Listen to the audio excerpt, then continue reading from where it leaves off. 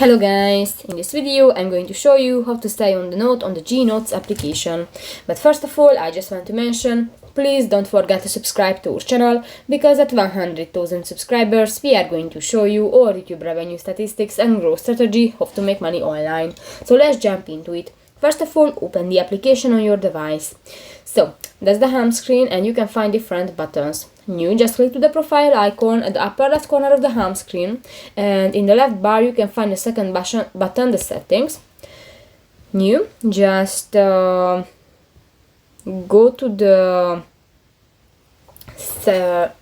second section, and here you can find the stay on the note page after taking a screenshot option.